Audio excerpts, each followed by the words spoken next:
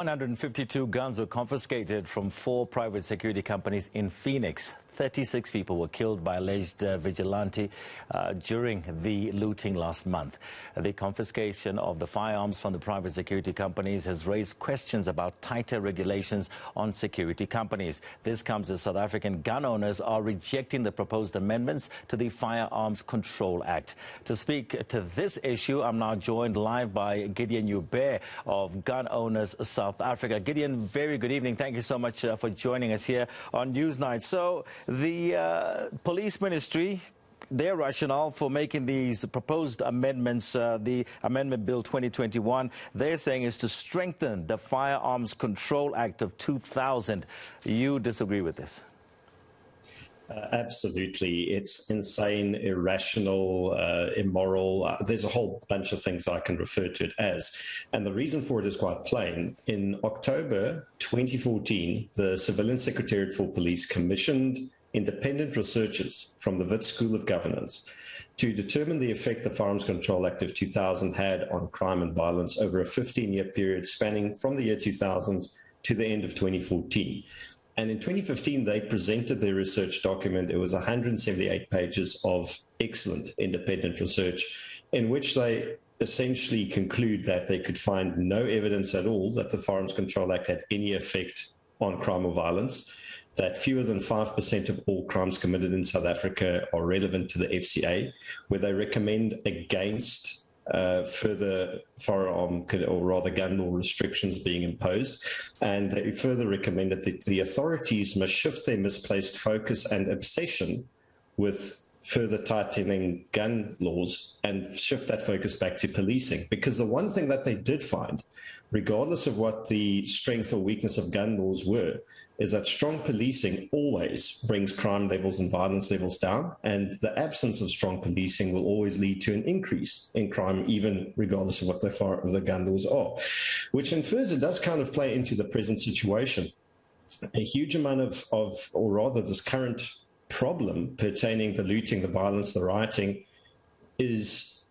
could occur because of a massive security vacuum that was left in society by the total absence of government authorities, the police and so on, and other security forces, which essentially abandoned communities and left them to fend for themselves. And a great number of these communities, from Soweto to other parts of KZN to parts of rural Mpumalanga, relied on their privately owned firearms. They coordinated with each other and they stood together across racial lines, and they managed to successfully defend. You get it, you're 100% correct. We did see that happen, communities coming together. But when you look at those security companies that you're talking about that the communities were relying on, we're just reporting that some of these guns have been confiscated, illegal firearms confiscated from those same security companies that you speak of. So where does that leave the police? They've got to do something. Well, I'm enjoying the fact that they're trying to divert attention to this issue, and I can explain to you why I'm making that accusation. In order to be a security company or a security service provider in South Africa, you must register yourself, all your directors, and your security company with CIRA, that's the Private Security Industry Regulating Authority, as well as all the relevant personnel that are issued firearms must have something called business purpose competency, which is a part of the national qualifications framework that is governed and strictly controlled. An incredible amount of paperwork and administration must be in place. There are regular inspections. It's a very tightly regulated industry. Now, I can't really respond to what happened in Phoenix because at this stage there's an incredible amount of speculation. I don't have a lot of hard facts, and I don't want to jump to incorrect conclusions based on what's currently coming out of the Minister of Police's office. But the fact is that if they failed in their duties, if both CIRA and the SAPS failed in regulating private security companies according to the existing law, how can they claim tighter restrictions would fix that? I mean, it's essentially like the story of the little Dutch boy who's putting his finger in the dike to try and keep the floodwaters out. Again, this is failure of the authorities. It's more laws and how to police those laws is basically what you're saying. Let's talk about one of the main issues in contention here, and that's the fact that if this bill does actually go through, any individual will not be able to claim self-defense in order to purchase a firearm. And I'll tell you what the police are saying. They're saying they want this in place because that firearms that are legal firearms are most at risk of being stolen or lost from individuals. Well, it's funny that they say that, considering that they just had a whole bunch of rifles and shotguns stolen from one of their stations in the Northern Cape. And that is about the 5th or 6th police station that was robbed over the past year of fully automatic weapons and service pistols. Now, when you look at their own research they commissioned, it kind of goes against this, which is probably why they hid it from public view for 6 years. The Wits School of Governance report on this is that they found no correlation between gun laws and violence.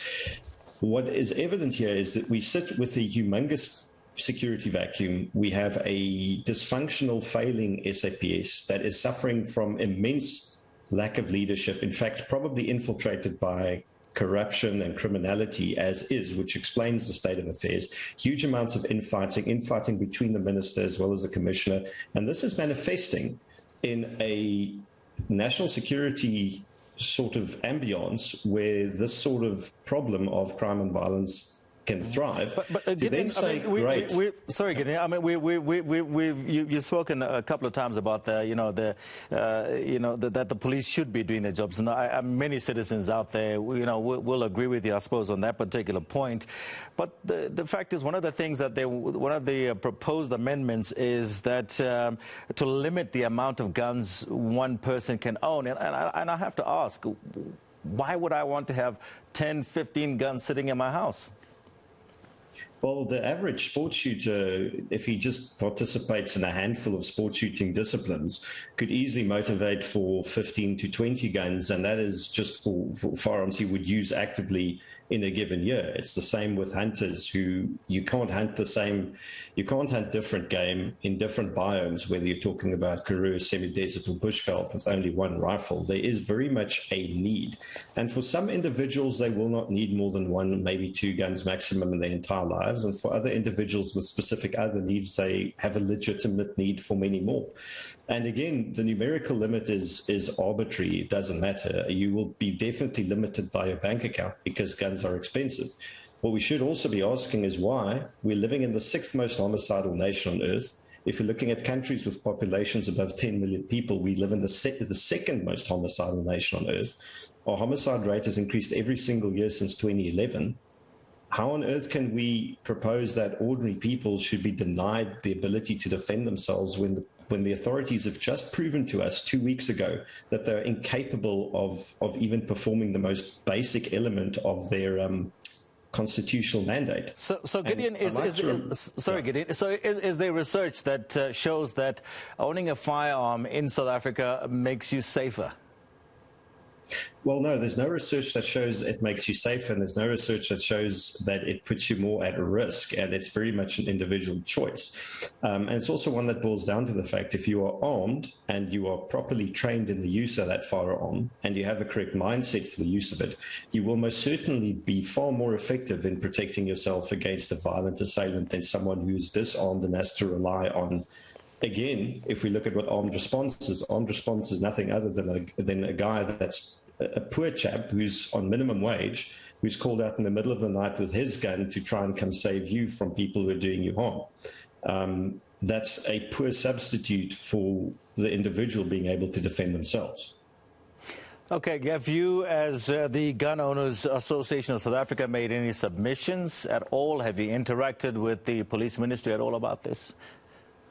Well, we made numerous submissions, and the public at large made an extensive amount. I think on the DRSA platform, there were about 151,000 submissions, a great number of those not coming from gun owners. And what we've noticed is broad civil society getting involved in this debate and this discussion.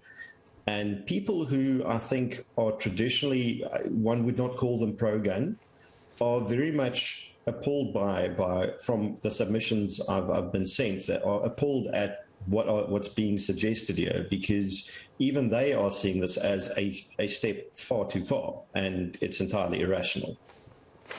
So you're saying it's a step far too far, but you're willing to make some concessions that something needs to be done. And many things start with legislation. Well, the legislation, again, what the research that the police ministry themselves commissioned and the independent research they got has said that the legislation is fine as it is. There's no reason to amend it further. And the quite reason is we can have the strictest legislation in the world. If the authorities, if the police is dysfunctional, it's not going to make any difference. Our crime rate will continue increasing probably forever until we can fix policing in this country. And that was a recommendation back in 2015. It's now 6 years later and nothing has been done about the dysfunctional state of the SAPS. And that is the key correlating factor to crime and violence in South Africa to this day still. If we don't have functional policing, the gun laws aren't going to make any difference. Right. Thank you so much for chatting with us this evening, Gideon Ube of Gun Owners South Africa. He says it's all about the actual policing. That is what will make a difference. Now,